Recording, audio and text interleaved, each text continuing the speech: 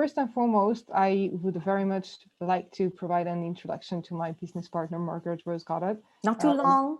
Not too long, but I mean, I gotta start where we usually start, and that is with a sort of a comparison between us two, because you usually spotlight how we are different and how you come from the global south and me coming from the global north, how you deal with a classy traditional legal domains such as procurement law and anti-corruption and governance. And Classy. Then I deal it is classy. I mean, to me, it's, this stuff actually needs to be very much coupled with the things that I do, because on one side, being a procurement lawyer and dealing with the anti-corruption and governance, those are topics that we are constantly actually bringing forth when we are dealing with the digital domain. It's all about how do we govern this stuff? How do we prepare for the corruption, and how do we even create procurement tracks and records, and supply management here is a huge thing. So first off, you have been an attorney at law for over 25 years, and you come from the Trinidad and Tobago, which is in Caribbean. So you have been qualified to practice through the Commonwealth Caribbean, and then you currently are completing the doctoral research in complexity and public procurement policy, which is a huge topic, and I would love that to be enlightened in the masterclass as well. So you're doing that at the Institute of Policy Research and Practice, the University of Bath. You're currently living in the UK. And you're also very much recognized in the public procurement law, the anti-corruption and governance, as an expert, former lecturer in the public procurement law and practice program at the Osgood Hall Law School. I'm not sure if I pronounced that correctly, but this is the University of York. And currently you lecture in the master's program in the global procurement and supply chain management at the University of West Indies. So as a founder of the executive director of the Caribbean Procurement Institute between 2006 and 2017, you've been actually engaged in a public procurement very often, and especially the reform and advocacy and the legislative drafting of the Caribbean. And you've been training for over 2,500 professionals in this domain. And you've been dealing with the laws, with the policy, with the practice internationally. So here we are, we're dealing with the global audience, and we're going to be providing the recordings even afterwards, so that this really becomes the evergreen masterclass. I hope so. And it contributes not only to the Future Law Institute and the USOLV that you've run, but also the Circular Economy Group in Bath and the United Kingdom that has also supported this masterclass. Is there anything you would like to add on top of that? No. It's enough. All right, action. Is everyone excited to get into the meat of what we're here to do today? I am. So let me share screen to get started. The excitement is real. All right. Oh God. Let's hope I can live up to the excitement. All right, welcome to this masterclass. I'm really pumped to be sharing my perspectives on the circular economy. Because like Harold, I see it as a really critical intervention point if we are thinking about system change. And if we are identifying it as a critical intervention point, then I think there is a responsibility for us to not just run with the policies as they're being thrown around, but that each of us develop as professionals who are advising, develop the capability to critically examine the policies. And so that is really the raison d'etre for this masterclass that we've designed here in Future Law. And just a couple preliminaries before we start. We'll be using a lecture format, which I know can be heavy for some people, but I am going to try to pose some questions to you during the masterclass to keep you engaged and try to do things to keep you engaged. So I just don't want to be droning on and on and on. I can do that, but yeah, I don't want to do that. But yeah, would like to have your questions and comments posted in the chat or Q&A while I'm lecturing. We won't stop during the lecture. To take your questions. We will do it all at the end. You know, we will reserve at least half an hour for open questions and that time period. There are points in the lecture where I will invite you to respond in chat to things that I'm asking, and sometimes we might bring you up as a panelist to share your thoughts if what you put in the chat is exciting. enough. My slides are a bit content heavy. I know that's not aligned with best practice and design for slides, but what I try to do is make the slides almost like a handout for you after, so that you can use this as a handout after. So yeah, do what makes you feel best. You can either look at my face while I'm talking or look at the slides. Don't be distracted too much. Some of you have already done this. For those of you who haven't introduced yourself in the chat, please do. We save the chat and circulate the chat after. Share your interest in circular economy, and we love to know the countries you're coming from, because we tend to have people from all over the world, and it's really exciting to see how our little community is growing and having membership all over. What do you most hope to get out of this masterclass? Would love to see you share that in the chat as well. So please do use your chat, because I will look at that. You know, I'll throw my eye on that when I can and try to make sure that we can meet your expectations. Before we start, I just would like you, I'm going to launch a poll. I want to know where you're at in terms of your understanding of the circular economy. So the poll has been launched. Feel free to answer that question. And while you're answering that question, I will continue. Yeah.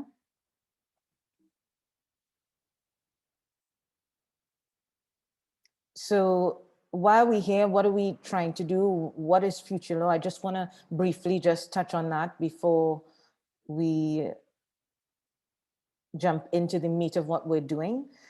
So the Future Law Institute is an organization that was established in the UK. It's a social enterprise established as a limited liability company in the UK in 2019. And we really began doing work with a lot of volunteers in 2020. And we launched commercially with our summit, where we had over 129 experts and over 1,700 registrants in October last year. And since then, we've been doing monthly masterclasses and building our network communities of practice. We are doing this because we see that there is a real need for legal system change. And we think that there are some new areas emerging in the law, but also new ways of doing and being that are taking place. And so why do we think that we need to see legal system change, and we need to see a far more accelerated push toward legal system change, which is about law and policy change? Firstly, we've been discussing it already in our conversation for change. When we start to see the developments in the natural sciences, the fields of natural science that are showing us and manifesting to us that we are all interconnected and interdependent, and all interdependent on this living planet, and we have a living planetary system.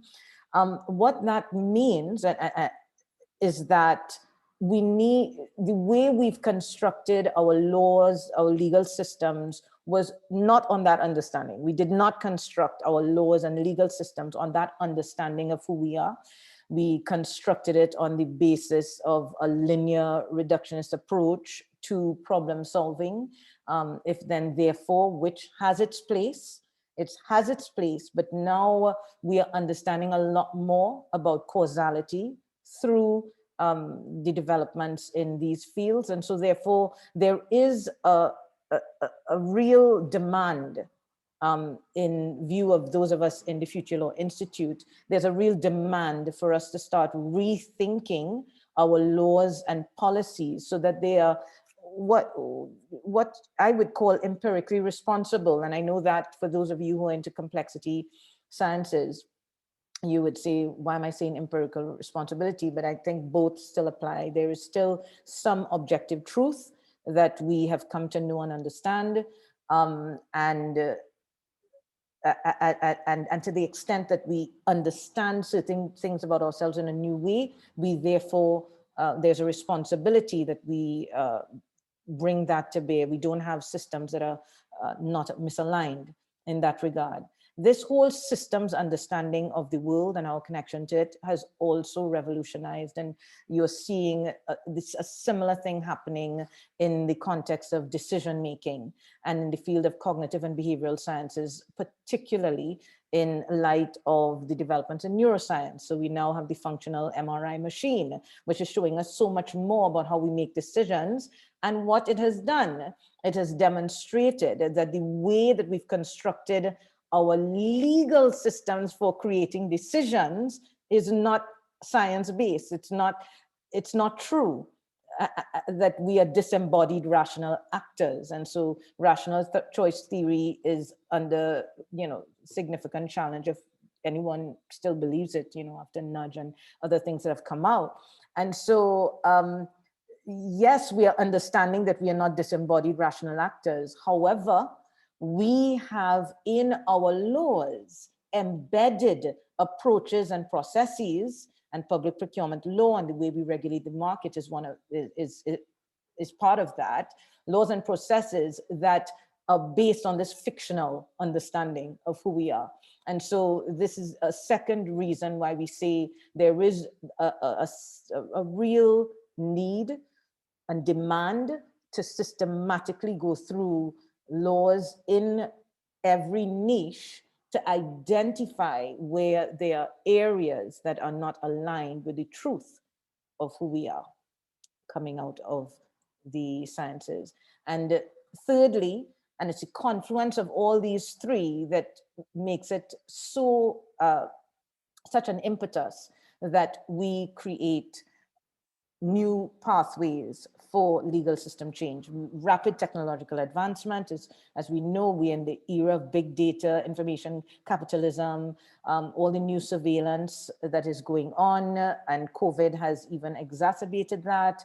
And the way in which our data is being used, and the way in which persuasive technologies based on what has come out of cognitive and behavioral sciences, the way those technologies are developed to manipulate us, and so emotionally manipulate us into making decisions, that feeds into the consumerist society that we're in today. So there's a lot going on right now that requires a real movement for legal system change. Do we know exactly what that change is going to be in every single niche? No, we don't.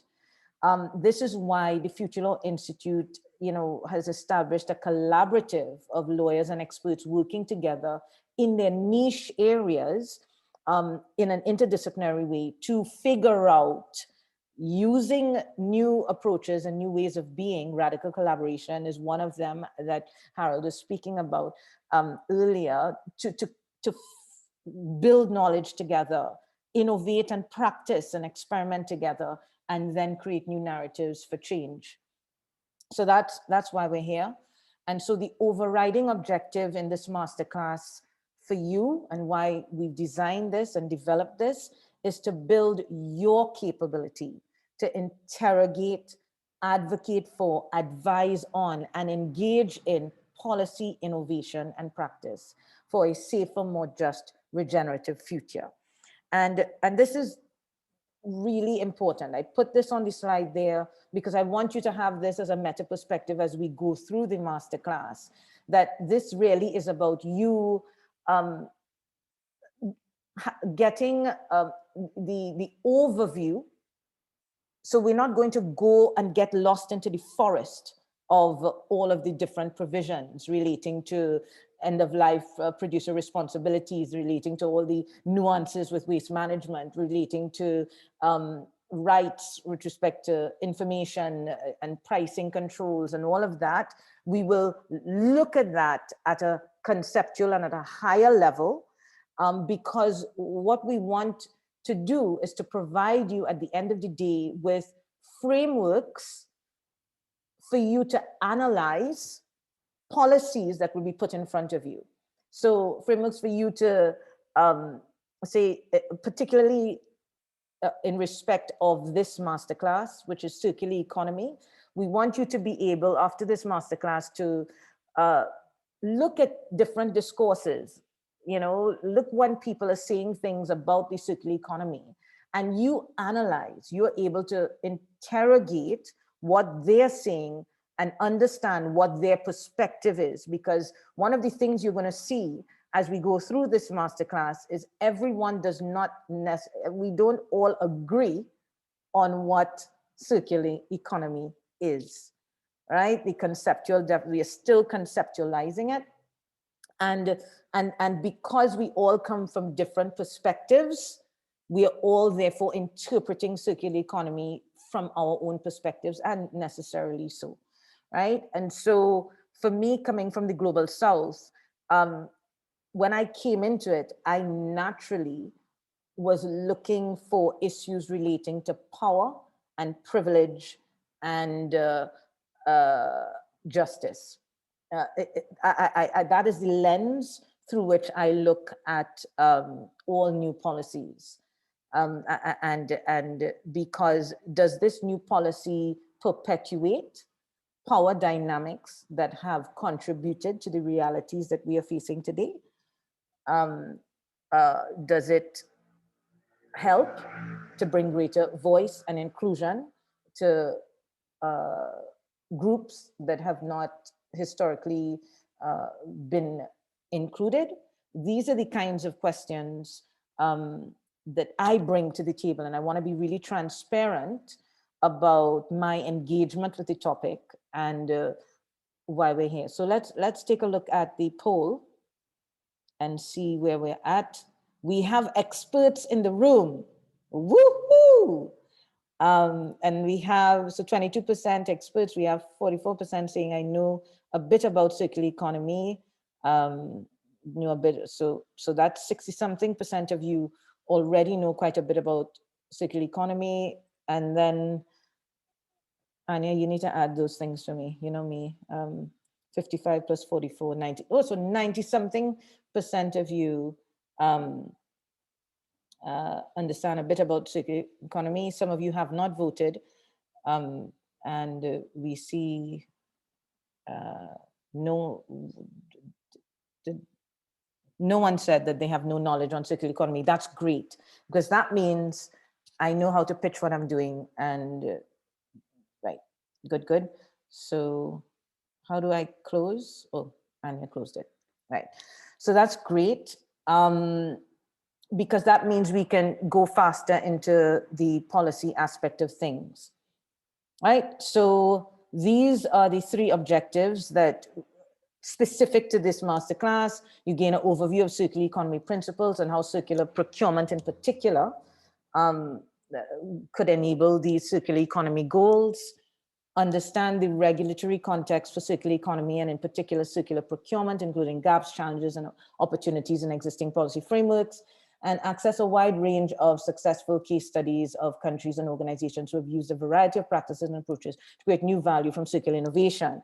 And let me be transparent, looking at the time, we are going to fulfill these objectives in different ways. And so we already started fulfilling objective 1, having the conversations at the beginning and talking to Harold. So again, a kind of an overview of circular economy principles.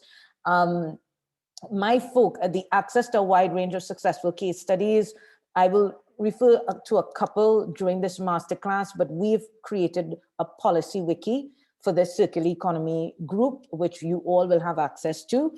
And we will provide you with access to that, where all references from this masterclass will be there. And we are continuing to build a resource there of the policies around the world and case studies all around the world, and curating that from circular economy issues from a law and policy perspective on that policy wiki.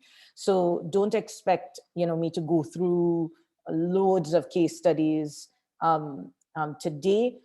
My primary objective would be the regulatory context and the understanding how to assess policies, because there's myriad, there are thousands, literally thousands of policies that that have already been developed to support the circular economy. And so it's about how do you create a heuristic or a lens through which you can categorize, create a typology of these policies and arrange them for yourself in your own mind, and be ready to understand, well, what are the issues with respect to this type of policy and that type of policy. We will be looking more along those lines during this masterclass. So if that sounds good, I think we're ready to start. All exciting. One of the things we try to do is look at this, as you know, one of the area where Future Law thinks we can most contribute is in bringing a systems thinking lens to law and policy. So it's that intersection that we are at, right? And so we always try to look at whatever issue we are addressing. We use sometimes very simple tools like this, the iceberg. Those of you who are into system thinking know it's one of the beginner tools that you can use, but it's it's a beginner tool, but it's really, really helpful. When you're thinking about this from a policy perspective, one of the things you can do using the iceberg, which shows, for those who don't know what the iceberg is, it shows that the realities that we experience, the things that we can see in our world that are above the surface, are just oftentimes a fraction of the true causes of what's going on, most of which are beneath the surface. And there are different ways in which policies can be approaching a problem. So if you were to use the iceberg, some policies are reactionary. And so you would have seen a lot of that during COVID. So when you think about PPE procurement and all that happened there, that was very reactionary and all that sort of thing. We did not really go deeper into seeing what were the patterns and trends, what were the underlying structures, and therefore what were our assumptions and beliefs. And one of the things I share when I'm teaching about this is I say that if we had done that, then perhaps the approaches that you're seeing with vaccine procurement would have been a little different, because we would have gone right down to the issues relating to our competitive approaches to the marketplace, and how that does not serve us in times of crisis. And one of the amazing things about COVID, it is harming a lot of people all over the world, and it's nothing to make light of. But at the same time, it has really done the work of exposing the flaws and failures in our system.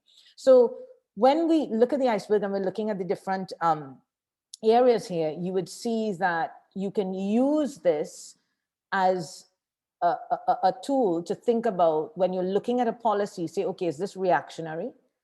Or is this policy helping us to find the patterns of interaction between components in the system? Is this policy at the level of redesigning and restructuring the impacts of these patterns, the way these patterns have emerged? Or are they even deeper? Are these policies geared toward fundamentally rethinking, our values and our deepest motivations for interacting in a system? And this is really important, because if you look at systems from a mathematical perspective, at the bottom of that iceberg there, I look at it this way, but it may not necessarily be at the bottom. But in every system, there is something called an attractor. And that attractor is that series of components or component that holds the system in place. In the iceberg theory, it would be the assumptions and beliefs and values that inform the interactions within the system. And so that's what, if we are looking at what in Future Law we call radical system change, and we use radical from the Angela Davis definition of simply grasping things by their root. That's what she said radical meant, not extreme, but simply grasping things at their root. If we are looking to have radical system change, then we really need to be looking at what is the attractor in any system that we are seeking to intervene in. And that attractor I call power. Okay, so that's what holds the system in place. That's the power that holds the system in place. And so you want to be thinking about that whenever you are analyzing policies. And so when we turn to the circular economy policy, we are in a really good position because this is not coming out of the blue for us. We have been trying to engage with issues of the environment and how to have a better relationship with the resources in our environment for quite some time. And so, you know, we can learn a lot from the low carbon policy agenda and movement, from the whole environmental agenda, from the SDG agenda, the climate policy agenda. There is a lot to learn. And so as you all know, this week, Joe Biden had his conference on climate change. And I just want to share this clip. It's under 2 minutes. And I just want to share this clip. I want you to listen to this clip and just make a note of what are the values and beliefs you think he is sharing in this 2 minute clip. Just make a note. You're not gonna need to share it with me at this point. We're gonna look at that a little later. And I'll ask Anya to play that for me. Thanks. I talk to the experts and I see the potential for a more prosperous and equitable future. The signs are unmistakable. The science is undeniable. But the cost of inaction keeps mounting. The United States isn't waiting. We are resolving to take action. Not only our federal government, but our cities and our states all across our country. Small businesses, large corporations, American workers in every field. By maintaining those investments and putting these people to work, the United States sets out on the road to cut greenhouse gases in half by the end of this decade. You know, these steps will set America on a path of net zero emissions economy by no later than 2050. But the truth is, America represents less than 15% of the world's emissions. No nation can solve this crisis on our own, as I know you all fully understand. All of us, and particularly those of us who represent the world's largest economies, we have to step up. You know, those that do take action and make bold investments in their people and clean energy future will win the good jobs of tomorrow and make their economies more resilient and more competitive. So let's run that race. Win more sustainable future than we have now. Overcome the existential crisis of our times. We know just how critically important that is, because scientists tell us that this is the decisive decade. This is the decade we must make decisions that will avoid the worst consequences of the climate crisis. Yes, net zero. Okay. I want you all to think about what he said and keep that in mind. I hope you've made some notes because we'll be coming back to it. Just a couple of things as we go on to the next slide. He spoke about being committed to net zero. And, you know, even though United States is responsible for less than 15% of the CO2 emissions, omitting, of course, that historically, United States is the biggest contributor to CO2 emissions since, you know, the 18th century to now. So yes, China has overtaken in recent times. Yeah, just noting that issue there, because what we are doing is taking what you might call a critical political discourse analysis. We have to do on some of the way in which we are articulating policies relating to climate and the environment, and net zero is a big one of them, big part of that. right? So let me go back into my PowerPoint.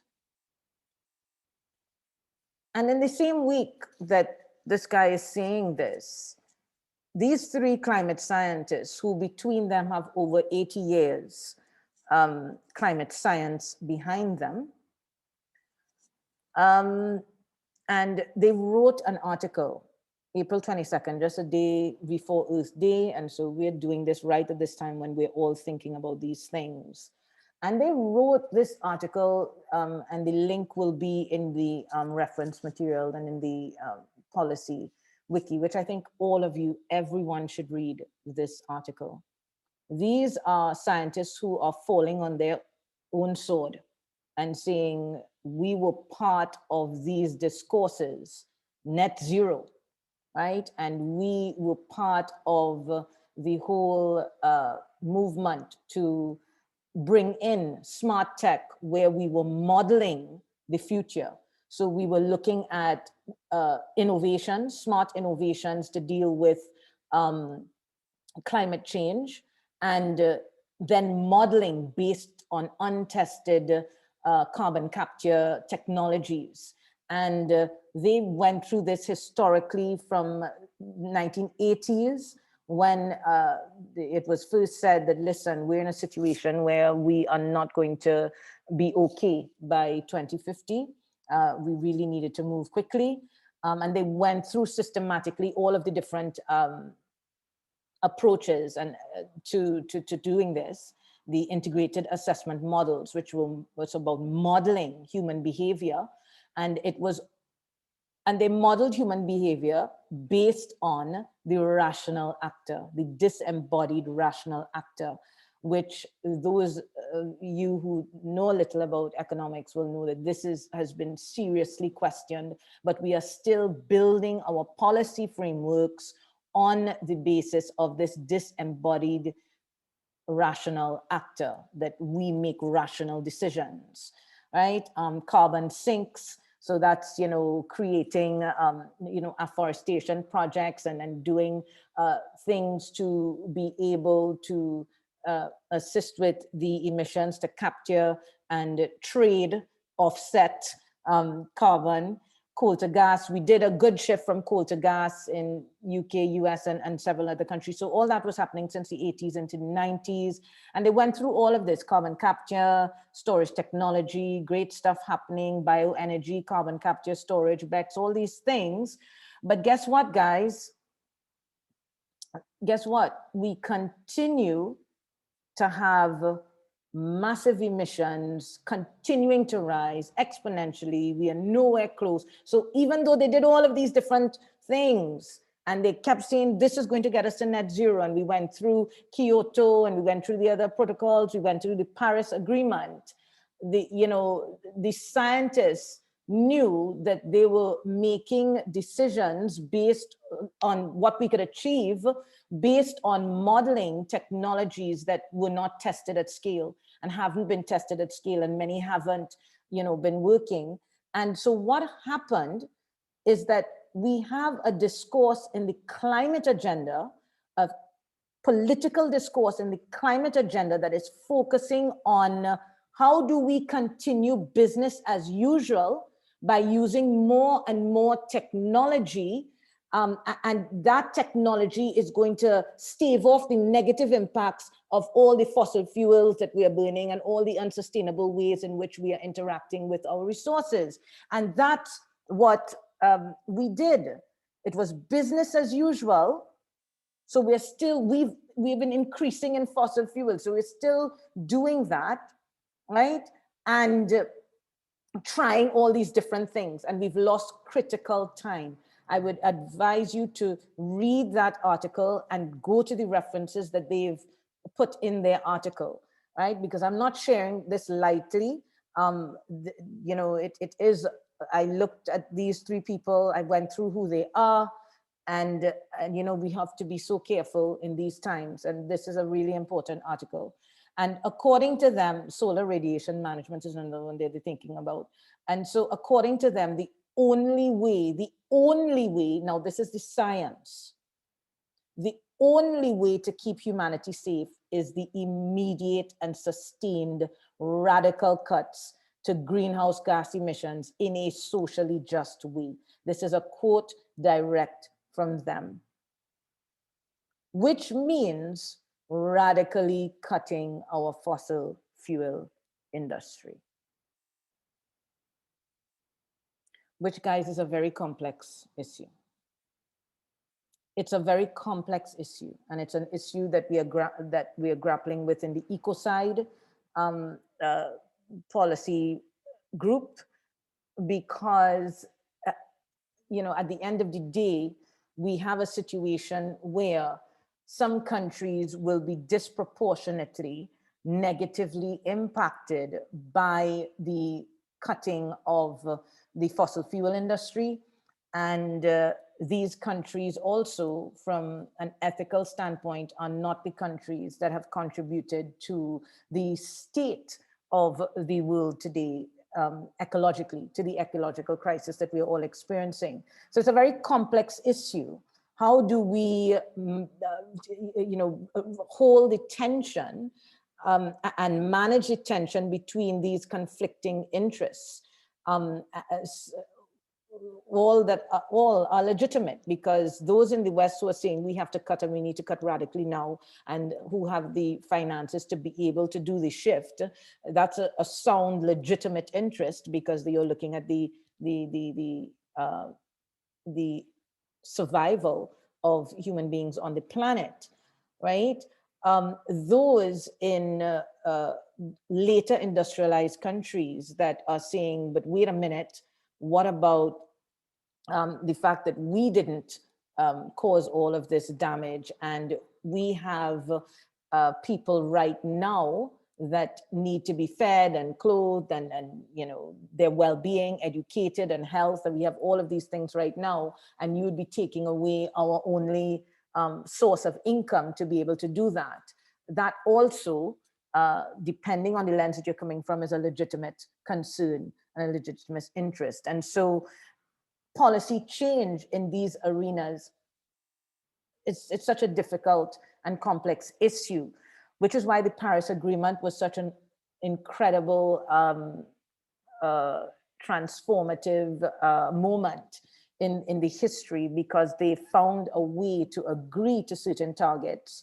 Yes, it could have been stronger and all that, but they found a way to agree to certain targets, and they introduced a concept called, they didn't introduce the concept, but it was introduced into the Paris Agreement of just transitioning, which I think is an important consideration. And it is something that I feel any responsible approach to policy innovation and practice must be embedded within thinking of how is this policy just and fair.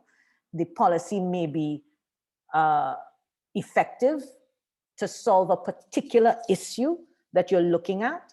And if you were just being reductive, well, then that's the only thing that we should do. But we've been doing that for the last, couple hundred years or so, few hundred years or so. And we've seen where that has gotten us. So now we need to not just, okay, we can solve the problem here, let's do that. We need to recognize the interdependence and interconnectedness of all things. And therefore, a justice lens actually helps us engage with the complexity of that. And so if I were to ask you, you just put it in chat because I don't want to take too much more time on this.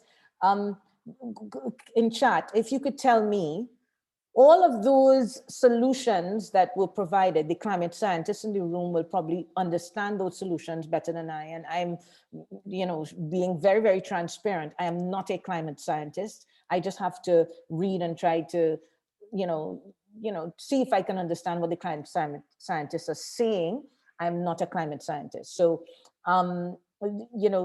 but those solutions, based on how those of you who are not climate scientists, how I describe them to you, where do you think those solutions were operating on this? What were they addressing?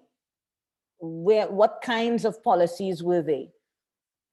these policies that were about carbon trading and carbon sinks with carbon offsetting and carbon capture and all of that, where would you place these policies? Anybody?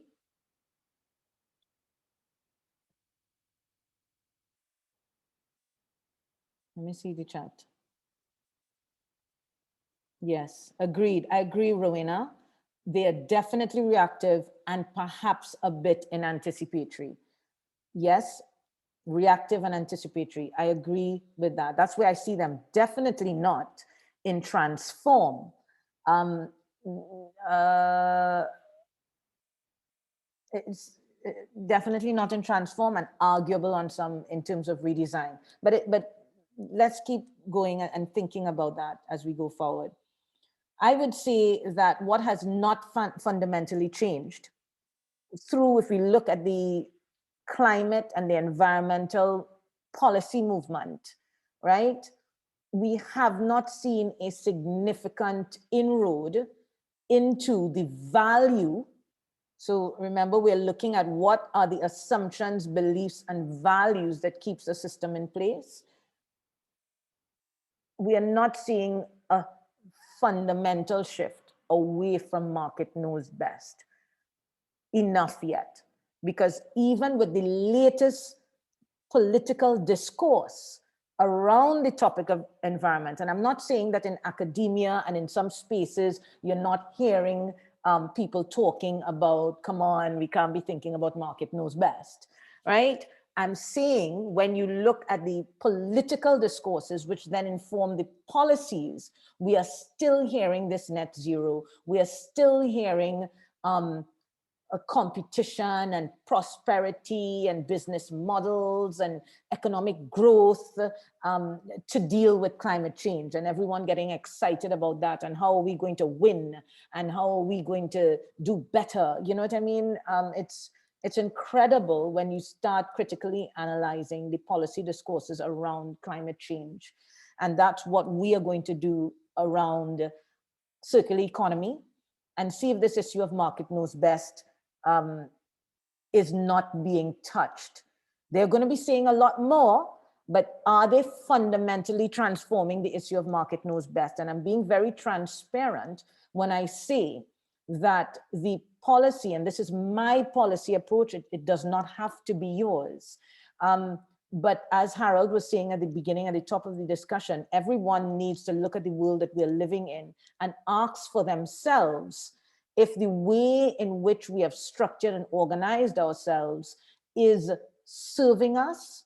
You know, is the market that we've created serving us, or are we serving the market? And once you grapple with that question within your own niche, grapple with that question and come to terms with, am I always stymied because the issue of cost, how much this is going to cost, comes up? And do I use that as an invisible, not invisible, sometimes invisible, a lot of times visible barrier to doing the right thing? And this is a question you need to ask. Is money such a fundamental consideration? And how can we create policy frameworks that move us away from, we are going to rely on an invisible hand to help us to address some of the most significant and substantial challenges we are facing as a people on this planet? We're going to allow the invisible hand to do it. And we're going to tie our own hands behind our back, and we're going to close off our hearts. You know, when I think about market knows best, I'm like, you know, we really, this thing about political discourse and the narratives that win is so important. I don't want you to think I'm spending a lot of time on this unnecessarily, because I do want to drive this point home, that how we create narratives about the change we are trying to make in the world is so important. And circular economy has done an incredible job of capturing the zeitgeist of the moment. It has. And that's why we have to be careful, because it has done such an incredible job. Remember when I was talking to Harold earlier, I said, you know, because it's so aligned to my spiritual understanding and the way I view the world and as systems, I just had a gut connection with circular economy, because the narrative is powerful. But we need to do the work, because we know how we can, with narratives, we can be moved. We are not rational actors all the time, right? We have to work really hard to be rational actors. We have to become so self-aware of our gut instincts and our instinctive motivations to do things. And with that awareness, we can then integrate better our cognitive understanding of things. Going deeper than I thought I was going to go. But this market knows best means that we are living in a world right now where pollution is cheap. Pollution is cheap. And why is pollution cheap? Pollution is cheap because we do not ensure that companies who are responsible for producing, for consuming raw resources, raw materials, and producing goods to enter into our economy for sale and trade, we do not ensure that they pay the full cost of production. We externalize costs that don't impact the company. We externalize those costs onto people, society, and government needs to pick up those costs. So that's why pollution is cheap, okay? That's why pollution is cheap. So when you want to think about what policies we need to put in place, start thinking along those lines. How do we address externalities?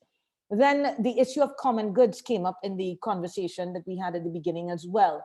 You know, you can call them common goods or public goods. Mariano Mazzucato has done some incredible work from the entrepreneurial state back in the day, and her most recent book now, The Value of Everything, right? Where she demonstrates that far, even over and above what the shared resources we have on the planet, naturally and inherently and organically as part of the living system, we have governments that invest massive amounts of public investment and create roads and infrastructure and do all of these things, yes, with taxpayers' money, but also with money that they create. And that's a whole other issue that we're not going to do in this masterclass. But, you know, unpacking our financial system and the way we create money is a huge policy intervention point. We need the experts who can take the leadership there and start to build a cadre of professionals worldwide who are addressing that financial thing. But I digress. But, you know, but companies get that, and they don't pay for all this infrastructure that feeds in to how they produce the goods, right? We need some more policies around that, and Mariana Mazzucato does some work on that. And then there's information asymmetry. We as the consumer, we don't know everything about our goods that we're buying. A lot of us, if we knew that there was human trafficking and slavery and child labor and destruction of the environment and GMOs and toxic substances and the stuff that we're buying, we wouldn't buy it. But for a long time, there has been limited transparency around these issues. And, you know, we are seeing even eco-labeling initiatives being hijacked by conflicts of interest and all that sort of thing. So there's a serious information asymmetry as well. So we keep buying.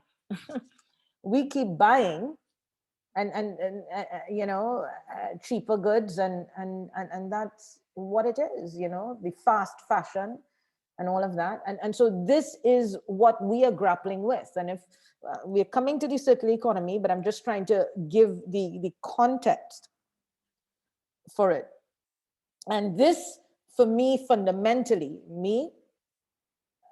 my own discourse, this is core to the work that I am trying to do in the world. Really try to interrogate in every policy, in every innovation, and in every practice that you see, particularly those being touted now as part of how we shape the future together. We need to ask, what are we valuing here? What are we not valuing here? How are we proposing to capture that value, extract that value? What are the impacts around our how we deal with that value? How do we measure that value? How do we distribute and share that value among each other, between each other in society? To me, this is the most fundamental question that I would like to work through, you know, in the world. And yes, it's linked to, you know, my past and feeling deeply undervalued in my past, and you know, so it is part of what I am trying to do in the world. And the thing is, when you look at what is the attractor in our economic system, I think the power that holds our economic system is that which we value. And we have become a people that values capital and the pursuit of capital for its own sake. And unless we begin unpacking that and start valuing more of who we are as human beings, more as who we are as living organisms, interacting with each other and interacting on the planet, we're not going to transform the system in the way in which we would like to radically transform it. Yep. And so that's why circularity, for me, the idea of circularity is transformative, as it engages us in the process of revalorization at a micro, meso, and macro systemic levels, at micro, meso, macro systemic levels. And we'll go through what we mean by that shortly. That's what circularity at core is. So before we get into definitions and who thinks it's this and who thinks it's that, let's really try to get all of us on the same page on what we understand circularity to be. And let me know in the chat if you disagree, because if we can't agree on this most fundamental level, then it's difficult. But let me know. But to me, it is helping us to understand how to value the resources that we have relationships with in society. And the typical way, and I'm not going to spend a lot of time on it, which is why it was so great that Harold came in, because I did, guys, those of you who know, most of you know a little bit about the circular economy. A lot of you know a lot about the circular economy. I want to say this, there are a lot of resources out there on the circular economy, a lot of free resources on YouTube, on Coursera, Ellen MacArthur Foundation, many organizations, Circle Economy, Harold's organization, many organizations are creating amazing free content to help you to learn about the circular economy. Let me just make it very clear that this masterclass is not about helping you to learn about circular economy. It is helping you to critically, to develop your own critical discourse analysis of the circular economy.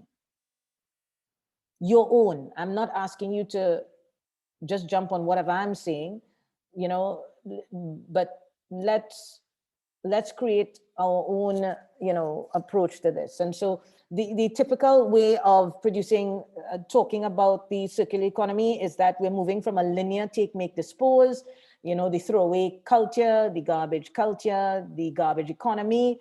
We're moving away from that, and we are creating closed loop systems where we are being really responsible about the ways we deal with non-renewable resources.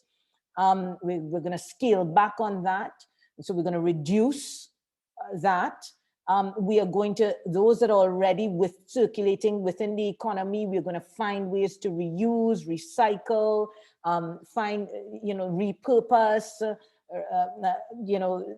within the system, and keep them within the system as much as possible to minimize leakage, right? And so that's conceptually what the circular economy is about. Ellen MacArthur is one of the most powerful brokering organizations on circular economy. This is me looking at it from the outside, looking at what's produced, looking at who their partners are. Again, my lens is always looking at what is the power structure here, right? They have McKinsey, they have some of the biggest companies in the world, partnering with them, supporting them, and being a part of the creation of the resources. And so it means that what Ellen MacArthur Foundation says about the circular economy is what most people tend to accept about the circular economy. And I just want that to land with you and see where it lands. So this is a really beautiful diagram, and you'll find it all over on the circular economy, which shows how we can deal with the resources that we have in a circular way. And on the left, if you're facing the diagram, it's about the renewables. And so it's about the flow. How do we manage those flows? So it's the biosphere. It's also called the biosphere. How do we manage the organic, the natural resources in the best way? And then on the right, it's called the technosphere. How do we manage all these finite materials and the technical, the electrical, the minor, all the stuff that we create? And you see the different loops. We don't necessarily need to go very deep into that, because we really are coming at this from the policy perspective, but we need to understand it. Okay, we need to understand. And I think the principal thing you want to understand is about loops. It's about closed loops. That's the first thing. That any resource within the system, we are trying to find a way it does not end up in the landfill, incinerated, or in the oceans. That's what we're trying to do, right? And we're trying to keep it in, and we're looking for new business models so that we can revalorize waste, and we are designing out waste as well. That's another primary concept in circular economy. How do we design out waste so we don't create a product in the first place that is going to end up in the landfill? How do we begin now being smarter about how we design the products that we use? So it's a really exciting, innovative area. There's no doubt about it. And I think it is hard to refute that it is right now the most responsible way to think about our engagement with resources on planet. I don't know of a serious critique about the fundamental concepts, the concepts. I'm not saying the market knows best is still not there. It absolutely is there, but it's being used. However, the concepts itself are certainly a huge step forward from what we were doing before, right? And this is a really good classification. It was good for me. I'm a lawyer, so I like when I find, resources that help me understand what the time for regeneration for different types of products are, and that sort of thing. So don't laugh at me if you think that this is fairly obvious and why would I put that there. I find it's helpful to me to think through products and services and what might be the right policy in certain circumstances. So that there are really 4 primary conditions you're looking at. You're taking a holistic approach. Any environmental benefits must be viewed in light of the entire life cycle of products. Okay, so you're looking, when we talk about that, we're looking from the time, the use, you get the products out of the ground, it goes through manufacturing, it goes through the global supply chain, components come from different parts. Think about how things are shipped as well, what is the carbon footprint of the things that are being shipped, all the component parts, and then it goes into the customer's hands, and how does the customer use it? Is there leakage there? What's their relationship with waste there? Even if there is recycling, there may still be issues relating to waste in the use. So you really have to take every step, and then the first end of life, what happens next, and all of that. A holistic approach is what is required. We now need to start designing for durability and repairability. And that's the first priority of producers. And we're seeing a lot of movement in the policy space around there, end of life producer responsibilities, but also a really interesting movement coming out of some Nordic countries where they're really conceptualizing durability and repairability now from a rights-based perspective. Saying that we should put into policy that consumers have the right to durable goods and goods that are repairable. And I actually think that's quite, I think it's innovative. I think it's cool. And I'm thinking, yeah, why not, right? So creating loops, as we said, that's a primary condition for dealing with the circular economy. And also this idea of working with co-creating, radical collaboration, and so these are four of the primary and so I would say that all that I've said about circular economy so far has been fairly uncontroversial, I think, right? But when you come to getting really granular about what the circular economy is and what it captures, we then see a lot of different ideas. When I say a lot of different ideas, a lot of different definitions, right? And so there was this literary review, a content review done by Kircher and several other researchers, where they looked at all of the circular economy literature of the last, couple decades or so, or more, a decade or so, and captured all of the different, they found 114 different definitions. And what this slide manifests, what it shows is they're finding at the end of the day that the most frequently used definition is reduce, reuse, recycle. It's called the 3 R's. But that has been developed now into sometimes a lot of people are calling it 4 R's. Ellen MacArthur has gone even further with resolve. And just a couple of days ago, I joined an initiative, and I'll be sharing a little bit more about it before we close this masterclass. Imagine Circularity. I went into their survey and they have 18 R's. So, I mean, we can go into many different definitions, but the key here, right, is that very few had an explicit linkage between circular economy and sustainable development, which is, in my view, like really that's interesting, right? Because there's such an alignment between the goals of sustainable development and the processes of circular economy. It's interesting that the discourses have not developed in alignment, right? And so that's something to look at. What's the power structure behind there? Who are the power players behind the circular economy discourses? How is it that it was not aligned with sustainable development too much? Is it that they thought sustainable development had been hijacked, and so now they wanted to create a new way? What were the considerations there, right? And to me, the most challengeable aspect of what you find in the literature is that it seems like in the definitions and in the way that circular economy discourses are captured, is that the main aim of circular economy is to be economic prosperity, then environmental quality. It's just crazy that it's that way. And impact on social equity and future generations is barely mentioned. And this is a 2017 paper. I know that a lot more has been happening. A lot more has been published after this paper.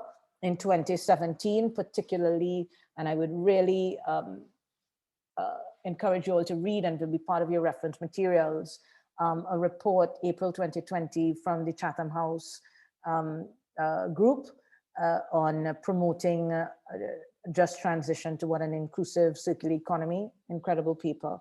And I have pulled a lot from that paper in this presentation.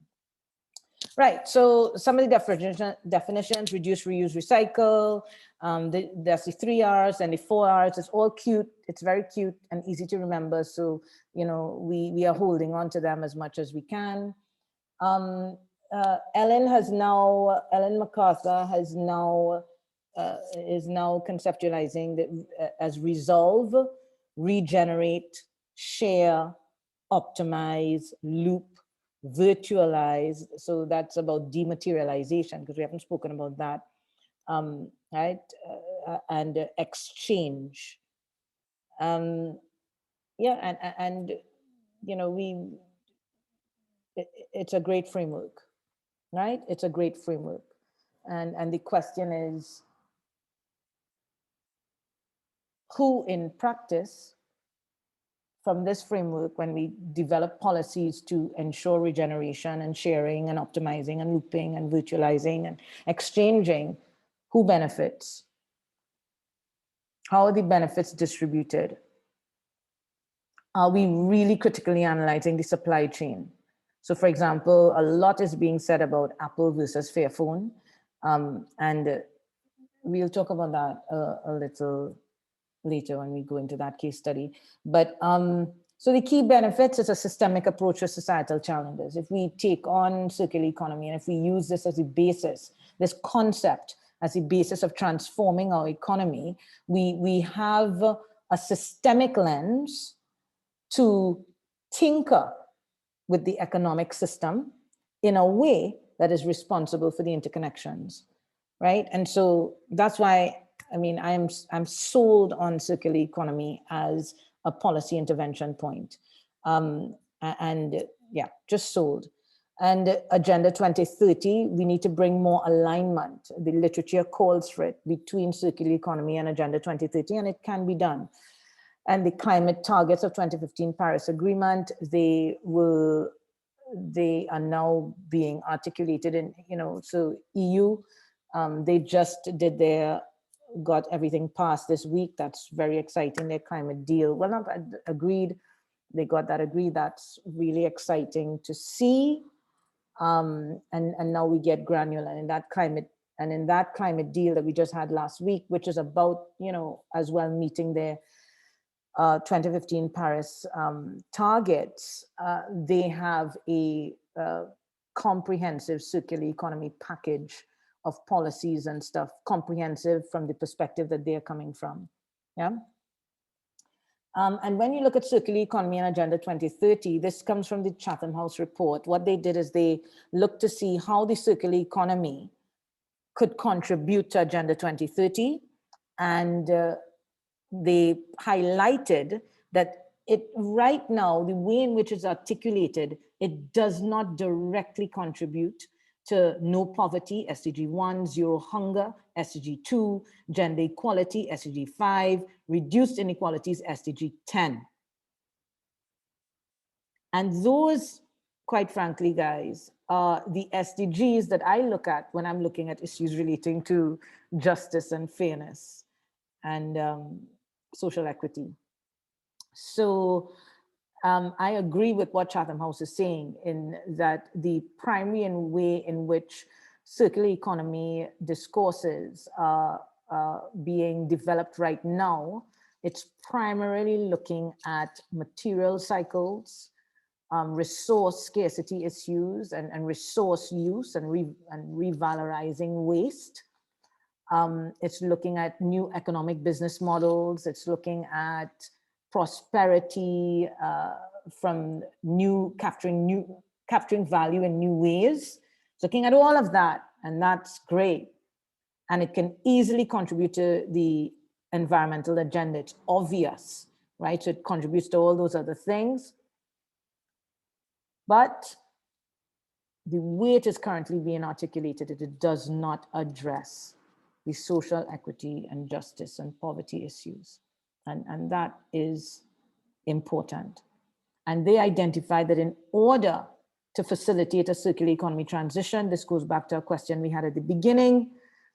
Do you think, well, Scotland is trying to help their children to learn more about circular economy and putting it into schools.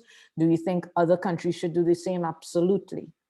Because, you know, if we are going to fundamentally transform our beliefs and our understandings and our values about the market and our relationship to the market, because I think that is fundamental to what we have to do going forward. If we're going to do that, we're going to need quality education. We're going to need to educate. We're going to need strong institutions, peace, justice, SDG 16. You're going to need strong, robust institutions that are fair and that are looking at equal access to opportunities and that are monitoring and providing access to information and transparency and accountability when things go wrong. We're going to need those kinds of structural things to be happening in order for circular economy not to go the route of business as usual. And I'll be continuing to go through that over and over and over. Partnerships for the goals as well, really cool.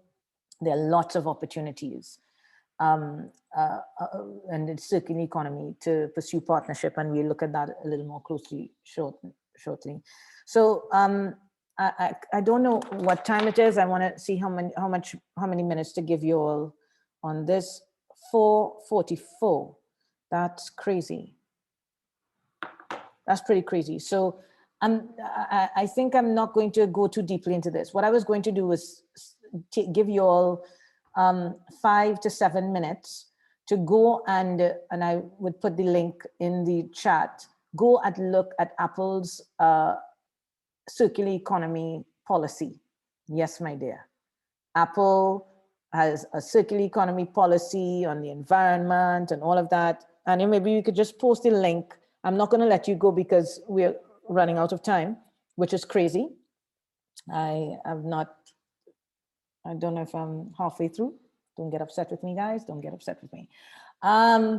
Right, how it's designed, how it's made, how it's shipped, how it's used. Apple is now claiming that they are circular, right? They're going to be carbon neutral by 2030, every product, right? And how it's, they're looking at how it's designed, how it's made, how it's shipped, how it's used, how it's recycled. They're doing all of that. And they are also using the net zero discourses. And I mean, there is a paper, it's in the reference materials, where this guy, now he's a Marxist. I'm not, but you know, we need to be transparent about our philosophy. And he does a critique of zero waste circular economy discourses, which is very similar to this net zero, right?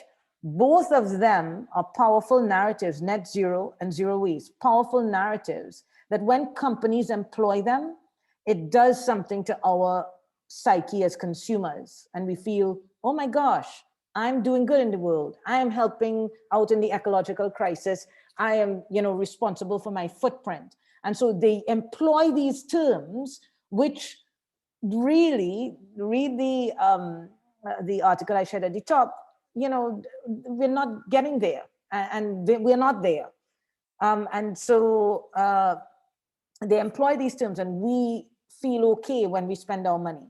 I would say that Apple we should challenge Apple on their position, because Apple has one of the, I would say, on the issue of planned obsolescence and on the issue of, you know, making us have to buy more and more stuff.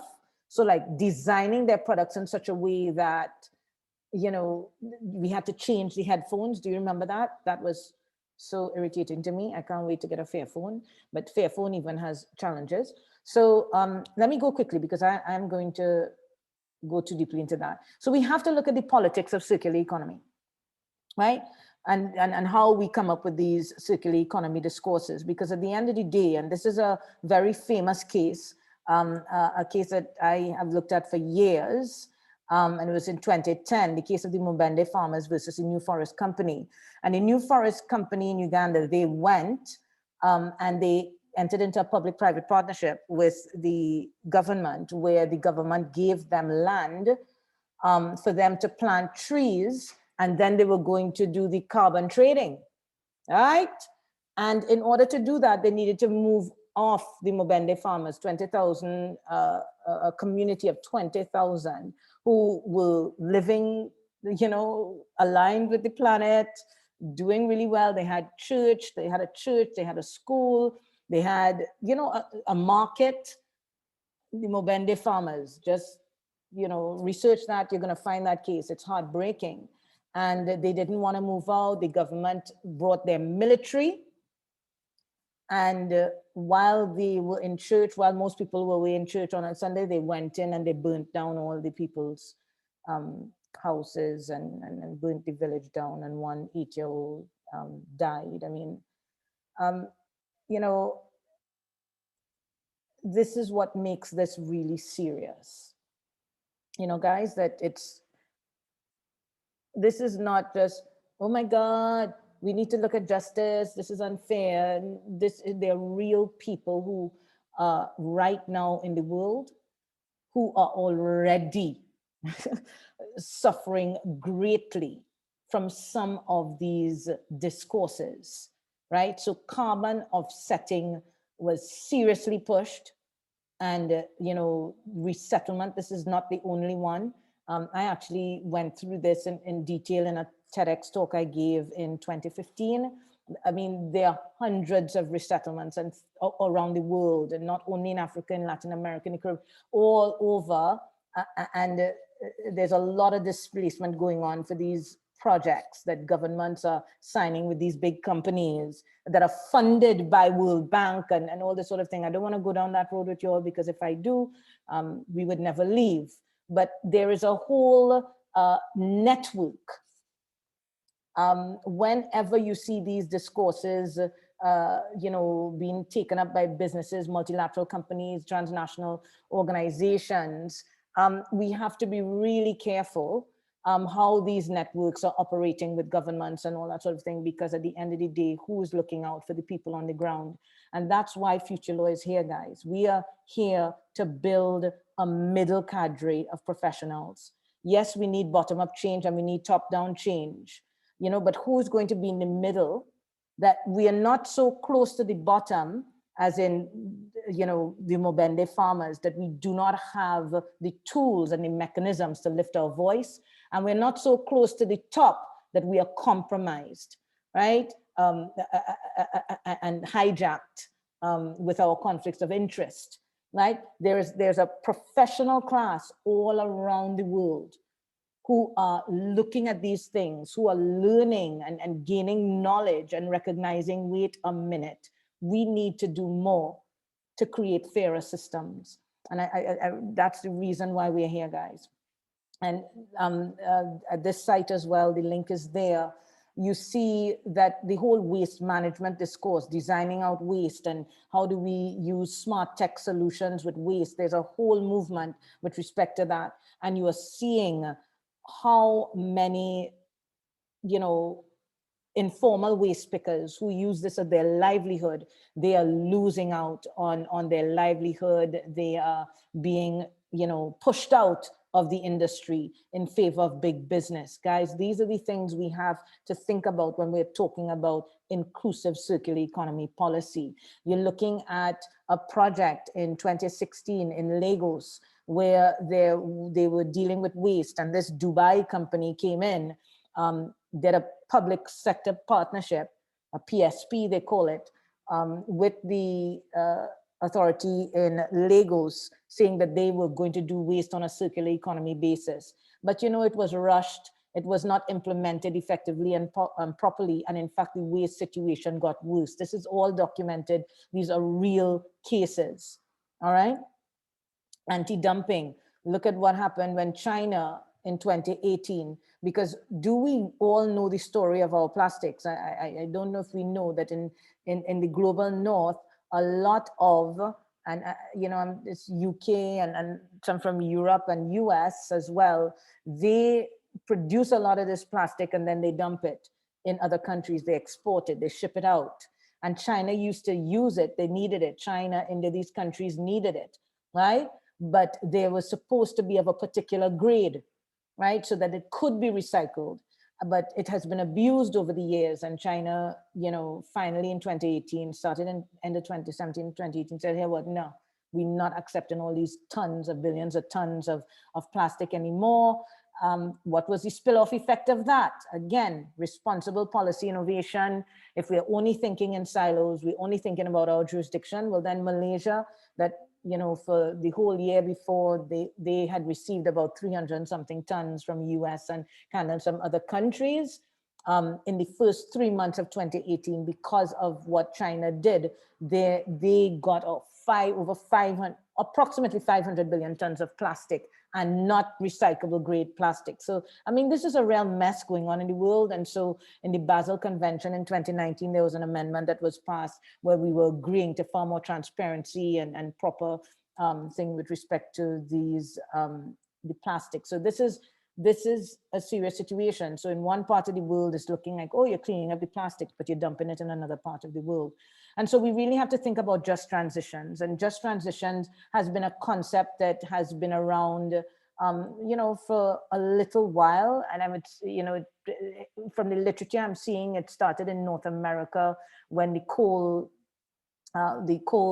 miners, the workers lost their jobs, and you started hearing those discourses in North America, but it has really become fairly mainstream now. And in the Paris Agreement, it was the words that the imperatives of a just transition of the workforce and the creation of decent work and quality jobs in accordance with nationally defined development priorities, that must be managed in the context of going after the climate targets in the Paris Agreement. Just transition was also the focus of the Solidarity and Just Transition Collegiate Declaration signed by 56 governments, right? And so just transition is important, not only from an ethical perspective, it is also critical in ensuring long-term sustainability of the transition process itself. I'm now trying to go very quickly because I'm mindful of the time. That Chatham House report is going to help you a lot to understand more about just transitions. So they put out, when we're talking about the employment impacts, if we're talking about just transition, they want to look at employment impacts. And so they have looked at the different ways in which jobs can be impacted positively and negatively with a circular economy transition. And in any policy that you're bringing in, you have to look at jobs, but I would say that is already central to the circular economy discourses. You're starting to see that everywhere, that jobs is something they're taking into consideration as what we mean by a just transition. And I would ask you to reflect on that, because again, jobs and ensuring people have jobs does not necessarily mean we're out of business as usual. We're still in business as usual. It's all about, let's get more people jobs, right? The key principles, is that distributive justice, it must be distributive. So you need to be asking questions like, how are the costs and benefits of the current linear system distributed? What is it now? And how will the burdens of the transition be distributed? In which sectors and countries are jobs being gained, and where jobs are lost, and who carries the burdens of the transitions? This is the politics of circular economy now.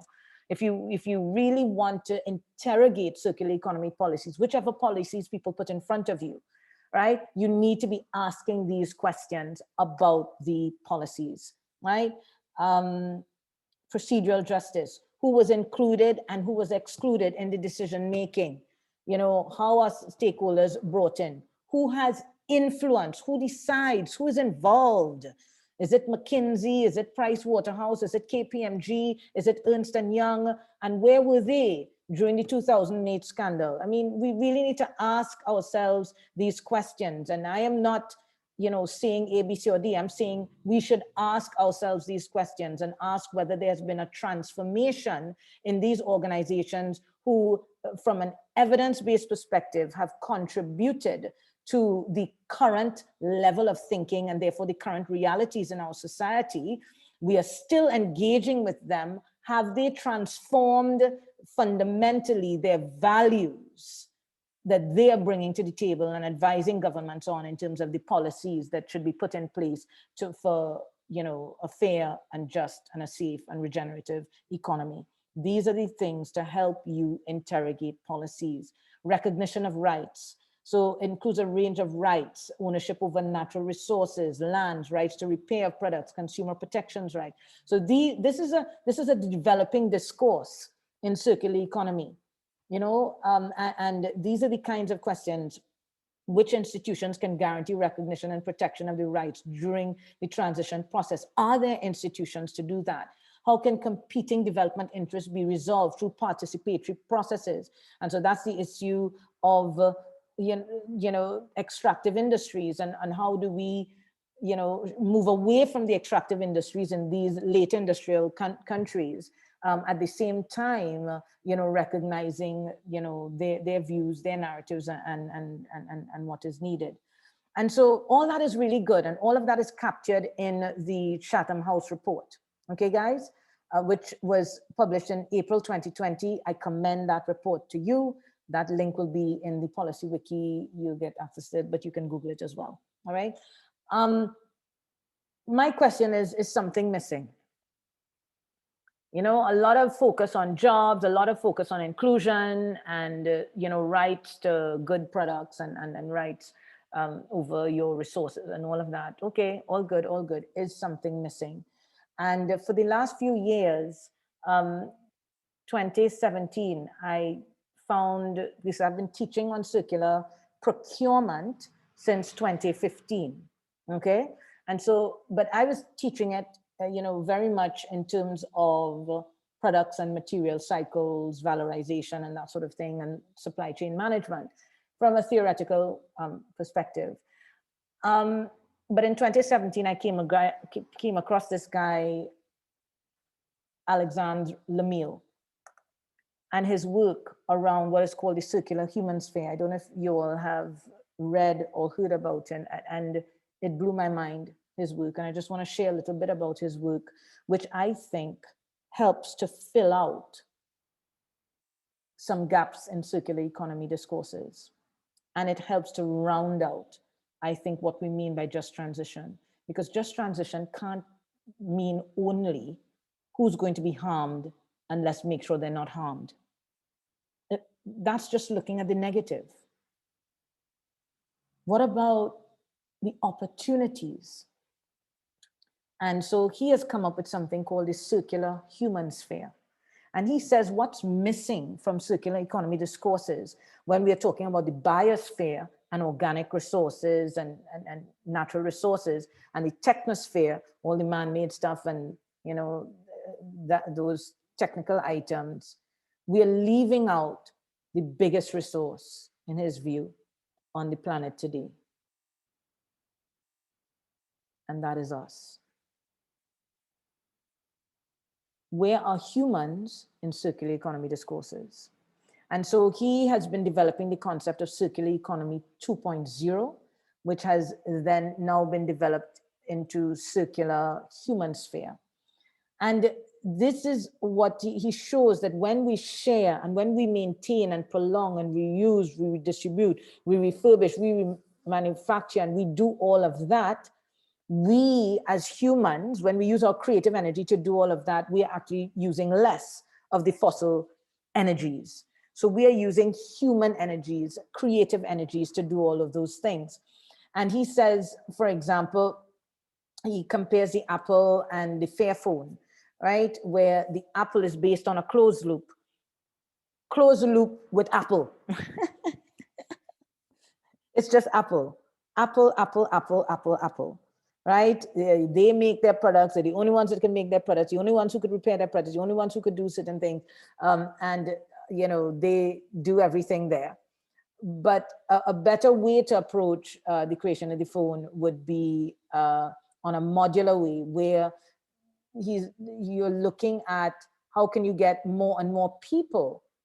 Because if you do it in a modular way, in a standardized way, where anybody could take it and rebuild and repair for themselves. So it doesn't have to be a centralized hub for this sort of thing, then you are creating more and more value in society, because there are more and more players who can participate and be a part of what is created, what is being created there.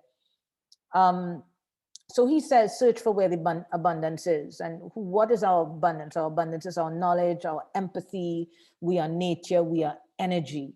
And so he says, we use our energy to regenerate the biological sphere. We monitor the evolution, we adapt, and we are doing everything with the economy there. And we also, as humans, and this is part we have the ability to valorize the technical space. So we have the creative ability to do these things. And his concept is, in addition to designing out waste, what we now need to do is design out poverty. I would say design out poverty, design out oppression, because when you look at global supply chains and you're looking at child labor, human trafficking, slavery, all of those things, we need, yes, they're also outside of the circular economy discourses, but I see Alexandre Lemaire's circular human sphere as giving us the framework within which we can bring all of these discourses together in one. So human rights in the supply chain are not outside of the circular economy. They're part of it, because we are humans and we are part of the circular economy, and we should be, valorized in our infinite abundant value should be considered as part of this system. And I would say that he is getting some level of traction for his ideas. He has been able to align and integrate it with donut economy with Kate Raworth. He has been able to align it with the human development, Amartya Sen's work, and has been recognized. He has been able to align it with Ellen MacArthur. So they invited him to create just principles, right? And I'm looking at the time and I just have to close up now. So he also has aligned his principles with the SDGs. He has issues with SDG 8, as many of us do, because it's still based on this economic growth, GDP growth model. From that perspective, SDGs were an incredible achievement. An incredible achievement for 193 countries to come together and agree that kind of collective agenda. However, because it was 193 countries, it wasn't as rigorous, or not rigorous is the wrong word. It wasn't as strong as it could be, because you had to manage all of these different competing interests. And so that there are issues with the SDGs. There are parts that are inconsistent. SDG 8 is said to be inconsistent with 13 and 12, the climate agenda. And so, yeah, just speaking about that. But yeah, so we can do that. I'm gonna go really quickly through these slides because we're gonna have to stop. Oh my God, so we now reach here. Be calm. We'll do it really quickly. So that was circular economy. That's thinking about justice in circular economy. That's thinking about how do we critically examine the concepts and the discourses out there around the political economy. Now we're just going to look at what do we mean by circular economy law. A lot of people say, Margaret, is there circular economy law? Well, we are trying, there are a few writings, very limited writings, which is why I thought that this course was important.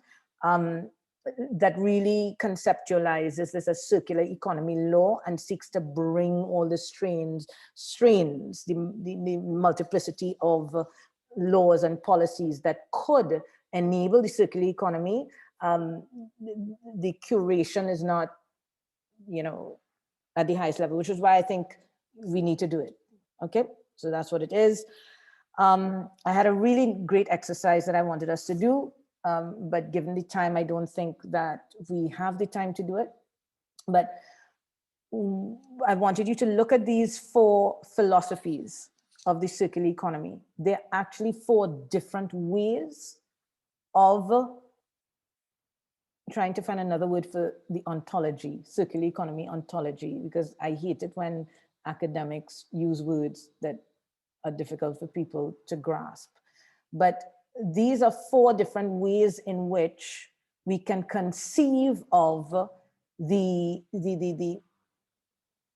structure, the concept. What is circular economy? These are 4 different ways.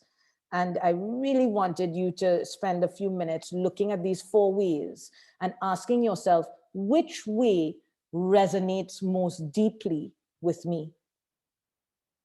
I don't think we have the time, right? It's already after 5.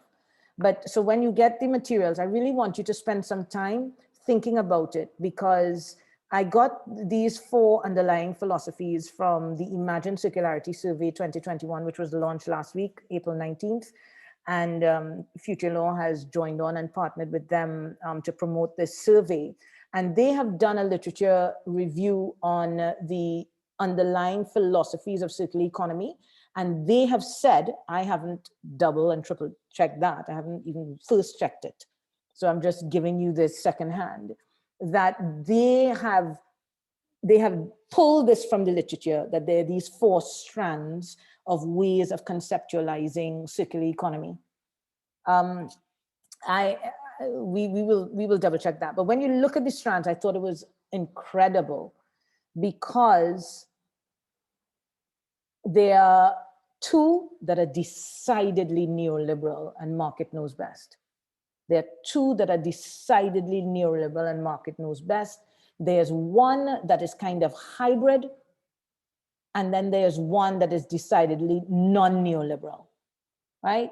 And I think this is an exercise for you all. I see, well, I'll tell you now, you can write it down and then you could go back and think about it. I see A and C as decidedly neoliberal in its approach. I see C really linked to what's his name was saying, Biden. So we were going to have a really nice discussion about these philosophies and marrying what Biden said, you know, juxtaposing them and seeing, well, where does he fall, right? I would say, yeah, so he falls in C. And then B, I see as a hybrid. B as a hybrid. And D as we are non-neoliberal, right? That's what they're saying there, right? And this is really important, guys, because whenever someone puts a policy in front of you, and this is important even from outside of circular economy, any policies that people put in front of you, you have to be able to unpack what's the underlying philosophy. Because if you don't do that, you will be unwittingly, because if you're a policy advisor or a policy practitioner, you're in that policy chain in any way, even if you're advising private sector organizations on their circular economy policy. So you're not in the public sector, but you're in the private sector. If you do not understand what is the philosophical underpinning of the policy that you're trying to propose, you are unwittingly part of the problem. I'll let that land where it may. So you decide which one sits with your worldview, because I'm not here to say you should be D, because I'll be very transparent. I'm not at D, okay? I'm at B, okay? So I am more hybrid on this issue, but I'm open to be in conversation with people around D, A, and C, and to be moved and convinced. I still am, but when I look at this, I'm at B. You all reflect on it. It's a pity that we don't have the time to just reflect together on this, but we can continue this discourse in our network community of practice and, you know, meet and go further into this together. So there are 3 levels of policy analysis. So when you have a policy in front of you, so not only are you going to look at the philosophies, then look, well, okay, at what level is this impacting? Is this micro? Is this on consumer behavior? Is this a consumer policy? Is this on organizations, supply chains, communities, groups, you know, permaculture, community, all those kinds of things? Or is this macro, systemic, at a macro level? All of these are systemic interventions. Let me just say that. Micro, meso, and macro, all systemic interventions, but at different levels of analysis. 2 regulatory forms, going real quick. We're going to finish in 5 to 10 minutes, guys. So because it's not difficult stuff, but the purpose of this is to give you a meta perspective to look at the policies, right? Because we can't go through hundreds of policies together today, but I can give you a lens to examine the policies and for you to do your own typology of policies, right? So there are 2 types of forms in which governments can regulate, all right? You can regulate as a regulator, you're using imperium, that's use or threatened use of force, so that's penalties, that's fines, imprisonment. It's designed to change behavior. You must do this or this will happen to you. That's using the force of law, right? Then government as market actor can use their wealth, because when you think about public procurement is one of the biggest flows of currency through the world, right? Trillions of dollars every year in public procurement from governments all over the world. And all the literature says it is significantly undervalued. So in the OECD and in EU, it's about 13 to 19% of GDP. They say it's undervalued. Why is it undervalued? Because of the way in which we categorize contracts and how some contracts are off book and some contracts are on book and PPPs and all of that. In developing countries, even more undervalued. You know, most of the developing countries, late industrialized countries, government's budgets is public procurement. 30, sometimes to 70% is public procurement. So when a government procures and acts as a market actor, that's a significant opportunity to create policy change. It's a significant opportunity to create strategic change. Don't start me on that. But anyway, so the EU has just done their climate deal and they have their CE package, and their policies are around these 4 areas: production, consumption, waste management, and waste to resources, right? And there's a plethora of literature on all of the different policies that they are putting in place. It's downloadable and it's part of our reference documents, but this is how it's basically categorized. Specific legal mechanisms, command and control direct legislation. An example of that is the Eco-Design Directive, which establishes a framework for the adoption of mandatory eco-design requirements for energy-related products. There are lots of criticisms of this. The companies don't like it. The economists don't like it. So they are saying, oh my God, it's not flexible and it's arbitrary. Everybody can't meet the same standard. You're not thinking about my capacity. It's also very difficult to enforce. And you know, so the companies are bucking against this. Don't do it this way. Don't do it this way. Companies and economists tend to like market-based instruments better. Taxes and subsidies, and also end-of-life producer responsibilities. That's involved in the waste framework. So when you're talking about taxes, you know, it's about taxing emissions, subsidies for not using carbon-intensive products and raw materials. So subsidies to move away from these non-renewables and those kinds of things. End-of-life producer responsibility is really powerful. And I would say it's one of those policies. The EU is one of the leaders in the world in terms of jurisdictions, in terms of regions on circular economy. I would say EU is right up there in terms of their policies and on EPRs, and even those could be stronger, but they really up there in respect of it. And then the Nordic countries like really accelerated ahead, you know, even so Sweden and Finland and some of these countries, what they're doing is incredible in terms of circular economy, and all of that is in your reference materials. And you know, it's a time. Mandatory disclosure obligation, so that's, you know, to deal with the information asymmetry and all that sort of thing. Boom, boom, boom. These are different ways. The rights-based approaches, I really want you all to come away with that, because that's quite innovative in my view, trying to come up with new kinds of rights, holding citizens as rights holders versus consumers, based on universal principles of sufficiency, design of durable products, repairability. Sweden is actually engaging in this approach, right? So whereas this could be a nice to have in many jurisdictions, Sweden is doing the work to recognize these rights, and I find that incredible. And these last three things I just wanted to share with you in terms of leasing model for extractive industries. This was in the Chatham House report as an idea. And I mean, I'm open. I mean, I would love to learn more about it. It has not been implemented yet. But remember the challenge about countries that have extractive industries and rely heavily on extractive industries. How do you get a fair transition, right? There.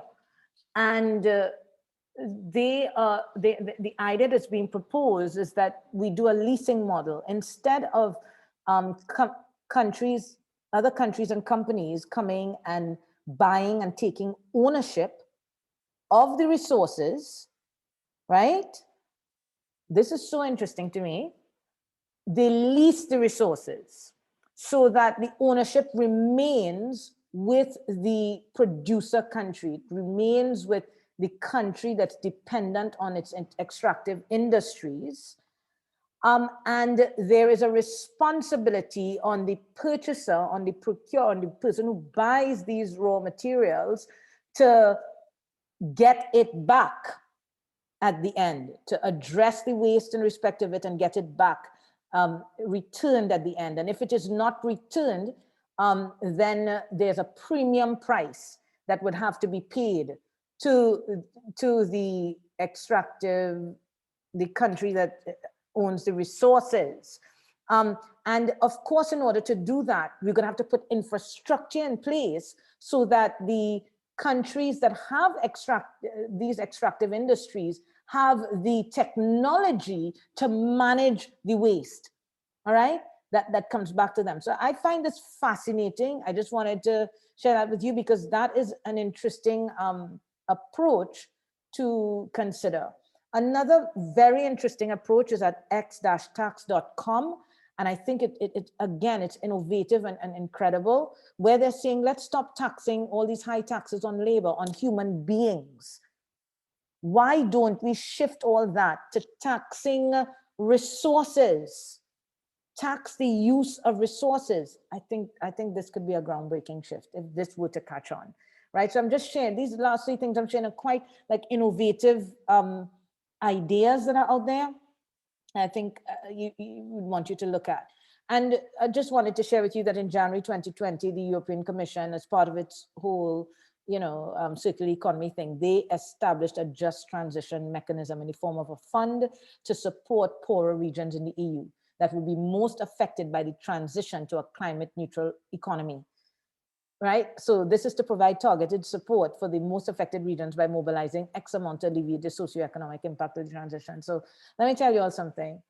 If within the EU, they could recognize that they need to take care of the most vulnerable, why as a globe can we not recognize we need to take care of the most vulnerable? And then I was going to go into circular procurement. How are you all going there? How are you all going? Tell me in chat. How is it going? What I would do, time is flying, needing to leave soon 5:30. You know what I want to do? Oh gosh, guys, because this is my area. And so hard for me to go really quickly through it, but I can. I'll just quickly go through it 1 to 2 minutes. One person needs to leave at 5:30, and let's do a hard stop at 5:30. I'll just do 1 more minute, and then maybe I can open it up for questions. And if there have been questions written, if you could start reading them out for me. So I just want to say this about circular procurement, guys. I want to say this. Circular procurement would be government using its dominion power, so its wealth, to transform, you know, its society, right? It's hugely powerful. So circular procurement will be a progression of sustainable public procurement. Some organizations, the UN, yes, the UN, don't let me get started on the political aspects of this, but the UN sees circular procurement as somehow covered under sustainable procurement. However, guys, that would depend on the philosophy that you hold. Your ontological perspective of circular economy will inform whether you see circular procurement as covered by sustainable public procurement, or whether you see circular procurement as overarching and broader than sustainable public procurement. I am of the latter view. I see circular procurement as a far more tangible and practical and measurable way to valorize human rights, social and environmental aspects of public procurement, because we've had a lot of problems in sustainable public procurement to do those things, right? And so because of the way the models and the indicators, which are developing, so there's literature around that, and that's in your reference materials as well. What are the indicators to measure circular economy? That is critical for understanding how you're going to do this in circular procurement. So when you're looking at circular procurement, you could look at product level circular issues. So that's kind of micro, and it's product level. You could look at supplier level, and you could look at product system level. At the product level, just to circle back and answer what the Apple case study would have been about, I would say that at a product level, Apple is doing stuff there at a product level, and a little bit on the supplier level, supplier take back, but definitely they could do a lot more at a system level. I think it's becoming clear that product as a service, product service systems, PSS, that is the way to go for us to really start reducing the consumerism, you know, the amount of consumption there is on the planet, and also making producers more responsible for their products. Let's leave the ownership with the producers. Let them lease their products to us, right? And, you know, so I just raised that one out of all of these because I think it's the most powerful one. And circular procurement, why I'm very excited about this, guys, is because you don't need a radical policy change to start implementing circular procurement. You don't need a lot of top-down legislative reform. I mean, it would make it stronger and better, no doubt, but already the regulatory framework for sustainable public procurement will allow you to do this. And in most countries, there is already, over the last 10 years, you're seeing the development of sustainable public procurement as a regulatory framework. Some not mandatory, some still discretionary, but the framework is there. So if the framework is there, you can use it. And so anyone in this room who's an advisor to any organization, whether it's a public or private sector, an NGO or international organization, this is a huge area for you to give value. Huge, huge area for you to give value. And if you want to do it, come talk to me. I can support you on the back end to do it. We can partner. And if you, in your organizations, let's do it. This is what collaboration is all about.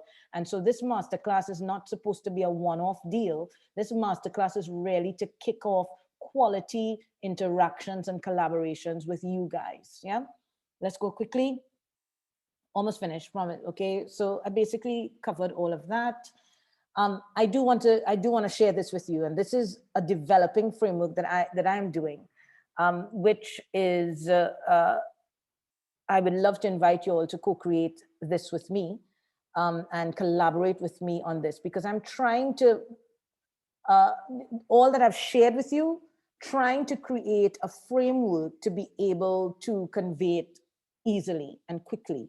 So not in 3 hours, as we've been doing today, right? And I'm saying that there are different models for which we can approach circular economy And it's a, and how do we create a typology around those models? I would say there's one model that's transactional. And when I say it's transactional, it is still reactive, reductive, and piecemeal. So, circular procurement, using circular procurement on a product by product and a procurement by procurement basis is we're still in the transactional regulatory model. It means we don't have an overarching circular economy framework to do what we want to do. It means we're not necessarily thinking holistically at a macro level or sometimes even at a meso level. We're certainly thinking systemically. If you're doing circular economy and procurement, we're certainly thinking at a micro level through the products and through your relationships with suppliers.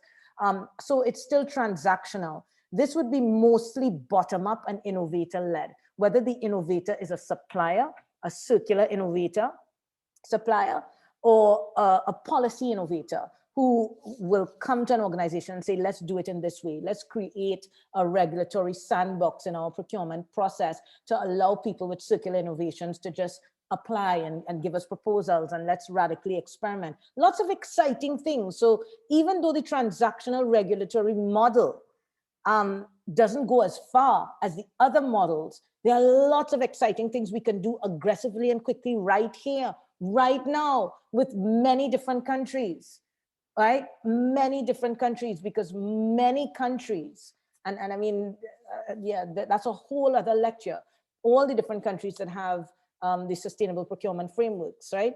And under the transactional, there'll be different levels of different types, different sets of typology on the transactional. So in the transaction, it's not just circular procurement. It could also be a country that doesn't have overarching circular economy policy, but it has a waste management policy. It has a policy relating with end of life responsibilities. It has a policy about use of resources. If you were looking at the circular human sphere, it has a policy about human rights in the supply chain, right? So it's about creating a typology of all these piecemeal reforms that actually contribute to the circular economy, but maybe not at the macro systemic level, but at lower levels, but still really important and still really good, and a lot of work to be done there, guys, right? That at an bottom-up level, you are ready and you can do it. A transformative regulatory model. I would say that is any country that has established a overarching circular economy policy. So UK, EU, China in 2018 did it, even though they're, right. So they did it. Many countries, the Nordic countries, Australia, many countries are developing their circular economy overarching policy. Some of them are embedded in hard law. Some are just, policy guidance at a meta level that public officials and executives can use as guidance in terms of how they, rethink their organization's interaction with the environment and the way they procure. This is systemic change. It's multi-stakeholder engagement. So it includes top-down, bottom-up, side-in, all of that. And it can include just transitioning. So under this transformational regulatory model, again, I want to develop a typology of these, because China certainly has a circular economy policy, but it's heavy on the green. There's nothing about just transitioning, as far as I can see. And so it's really, heavy on those things. EU is far more holistic in their approach to their circular economy packaging, and that's great, right? And that's great. So that's a different kind of transformational model, right? And so I would like to develop the typology of all of these models, right? And that's something our network community of practice on circular economy can do. We can develop this typology, which can help us then be better advisors to organizations as to how to do it. And then the transcendental regulatory model is this model I'm talking about that looks at the circular human sphere, that puts people at the center of the circular economy. And you're not just looking at just transitioning. You're not just looking at how do we deal with the negative impacts. You're also looking at how do we, create a market economy, an economy that valorizes human potential and human possibility and human creativity in a better way than we're doing it right now, right? So you're designing out poverty, you're designing out waste, but all of that is like negative. It's like looking at the negative, waste and poverty and human rights infringement. I think there's so much more we can do when we start thinking about how can we have markets serve us as opposed to us serving them. And so I just had a couple of countries highlighted there. So that's it. These are the kinds of questions that I want you to ask whenever policy is put in front of you. And I've been talking about it throughout, so I don't need to go through that slide again. I really would like to encourage all of you. We finish the lecture now. Yay. Any questions? Anya, jump in and start giving me questions because we're going to have to stop soon. But I would like everybody to get this link. Could you please take this link and can you go and do this survey? Imagine Circularity is doing something quite bold in circular economy, and I'm excited to see where that goes. We're partnering with them on it. They want to get over 1 million people to start giving their views on how they perceive the circular economy, because they recognize that if we want to meet our targets and we really want to be serious about the deep ecological crisis that we're facing, circular economy is our best bet. And I want to share with you all, I wouldn't be spending all the time that I'm spending on developing my understanding of circular economy and trying to help you all to understand it if I didn't think it was our best bet as well. I think circular economy is our best bet for beginning to transform and re-engineer our economy. And it's powerful, guys, because the people with money see the value in it.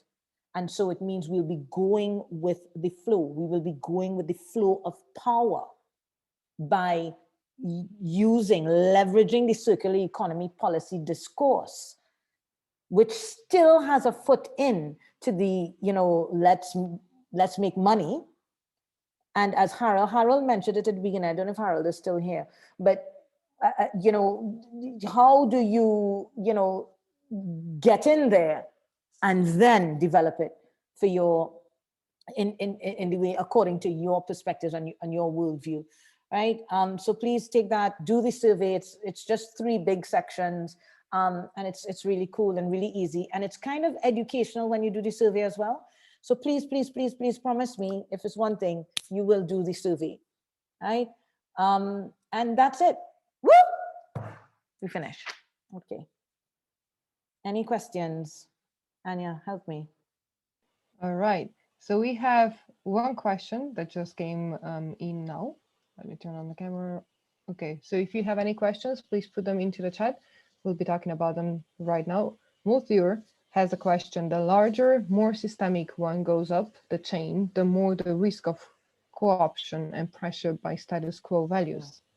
So maybe there is a paradox in that transcendent will come from the local, communal, rather than the national, transnational. I think that's a good point. Absolutely. I agree with that, because one of the things that,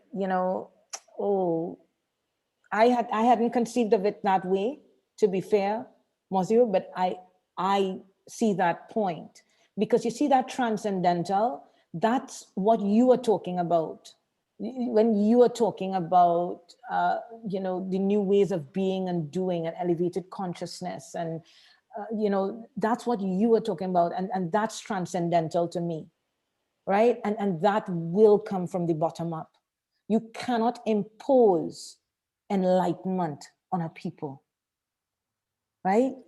That can't be imposed. And so there's a responsibility on people like you and I, Monsieur, and those who are here and stayed back late, still in this meeting, to be the flag bearers for what circular economy could be, not necessarily what it is and how it's conceptualized now, but how it could be. And I'm saying, Monsieur, that we have an opportunity, because circular economy as a narrative is aligned to what we know to be deeper spiritual truth. Therefore, we can leverage circular economy because it's part of the economic power narratives. So it's aligned to what we want to do in the world, and it's also aligned to what they want to do in the world. So there's a real opportunity here for us to participate in elevating the circular economy discourse from the bottom up. Thank you for that answer. I hope that answers you, Monsieur. Although I kind of have a feeling that it actually opens up yet another discussion that we could have about that. I think we should stop. What we should do, Anya, can you leave the WhatsApp group link there for everyone? If we don't have other questions, that's good. That's fine. Not that it's good. And we are open, and we always want to have collaboration. It's not one person talking, but please join us on our WhatsApp group. You will get an email about how to get access to all these resources and this recording and all of that. Please give us feedback as quickly as you can. Anya, can you share the feedback link as well there? That link that was just shared, guys, is the feedback form. You know, we really want you to give us feedback, because every masterclass, we are trying to do it better and better and better. Really meet you all where you all are at. Please join our WhatsApp group, where I will then be creating a spin-off circular economy network community of practice. We don't have one yet. We have network community of practice in other areas, but none in circular economy. And this masterclass was to kick that off. We had around 20-something registrants for this masterclass. Everybody didn't turn up, but then people got the access anytime link. Those of you who got the master ticket, so you'll be going deeper with me on this topic. There are 2 questions that you're going to get on Monday. You have 30 days to answer those questions, and it's less than 1,000 words, maximum of 1,000 words to answer one of the 2.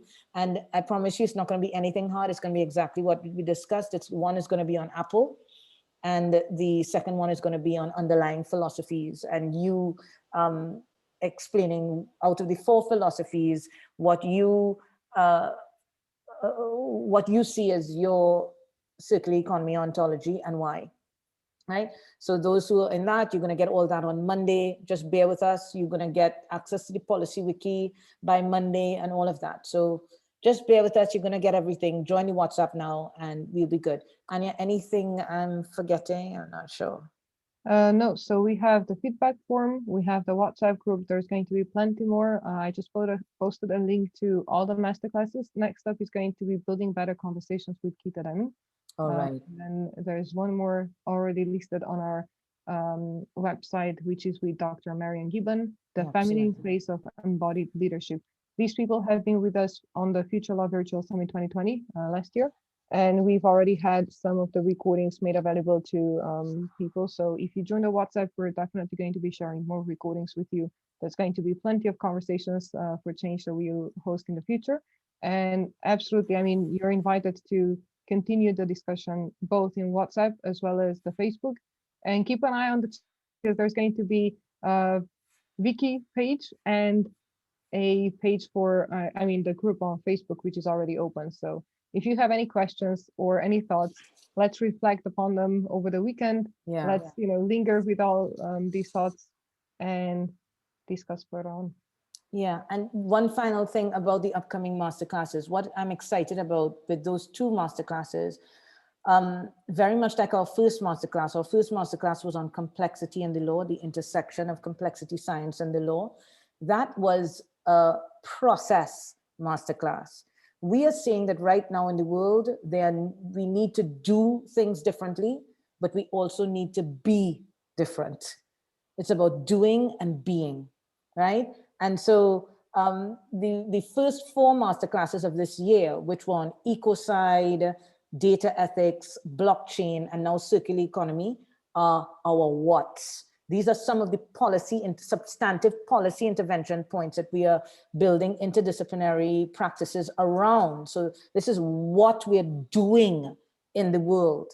But you see our complexity masterclass, our masterclass on building better conversations, our masterclass on embodied leadership, the feminine face of embodied leadership. And Harold was mentioning that circular economy is, could arguably be perceived as a more feminine way of engaging with the environment. These masterclasses are new ways of being in the world, right? And so it's not just the substantive work that we want to do, it's who do we have to become. We are all on this journey. We all make mistakes. We all unpacking what we don't know and trying to do better every single day. And I think that building better conversations is a crucial masterclass on with some of the thinkers. Dr. Keita Deming and his colleagues have come up with a framework. You can go to him at betterconversations.co. Try that, either betterconversations.co or betterconversations.com. And you'll see they're looking at the neuroscience of how do we resolve conflict in conversations, how do we prevent conflict in conversations, and how do we connect deeper and become more persuasive in conversation. And then embodied leadership. And we all need to first lead ourselves, lead our families, lead in our communities, and all of that. And so, these new ways of being and doing, how do we bring all of who we are into our decision making? That's why we try to have a little moment where you could relax a bit and be present and do your mindfulness as well during this session, because we don't only want to be cognitive and head. We also want you to connect with us at a heart level and at a spiritual level as well, guys. We are really serious about that. So yeah, that's how I would close up. Thank you so much. Thank you so much for joining us. Bye, guys. Bye-bye.